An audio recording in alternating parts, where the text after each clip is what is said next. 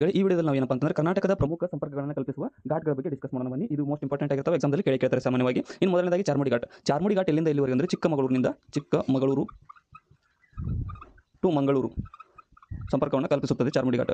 ಇನ್ನು ಶಿರಾಡಿ ಘಾಟ್ ಎಲ್ಲಿಂದ ಎಲ್ಲಿವರೆಗೆ ಅಂತಂದರೆ ಮಂಗಳೂರು ಟು ಹಾಸನ್ ಅವರು ಸಕಲೇಶ್ಪುರದ ಮೂಲಕ ಈ ಒಂದು ಶಿರಾಡಿ ಘಾಟ್ ಸಂಪರ್ಕವನ್ನು ಕಲ್ಪಿಸುತ್ತದೆ. ಹುಲಿಕಲ್ ಘಾಟ್ ಎಲ್ಲಿಂದ ಎಲ್ಲಿವರೆಗೆ ಅಂತ ಅಂದರೆ ಇದು ಕುಂದಾಪುರ ಟು ಶಿವಮೊಗ್ಗದವರೆಗೆ ಸಂಪರ್ಕವನ್ನು ಕಲ್ಪಿಸುತ್ತದೆ. ಇನ್ನು ಆಗುಂಬೆ ಅಂದರೆ ಶಿವಮೊಗ್ಗ ಟು ಉಡುಪಿಗೆ ಸಂಪರ್ಕವನ್ನು ಕಲ್ಪಿಸುತ್ತದೆ. ಇನ್ನು ಕೊಲ್ಲೂರು ಘಾಟ್ ಎಲ್ಲಿಂದ ಎಲ್ಲಿವರೆಗೆ ಅಂತ ಅಂದರೆ ಉಡುಪಿ ಟು ಶಿವಮೊಗ್ಗ, ಇದು ಕೂಡ ಉಡುಪಿ ಟು ಶಿವಮೊಗ್ಗ. ಇನ್ನು ಅರೇಬೈಕಲ್ ಘಾಟ್ ಎಲ್ಲಿಂದ ಅಂತಂದರೆ ಅಂಕೋಲಾದಿಂದ ಹುಬ್ಬಳ್ಳಿವರೆಗೆ, ಅಂಕೋಲಾ ಟು ಹುಬ್ಬಳ್ಳಿ.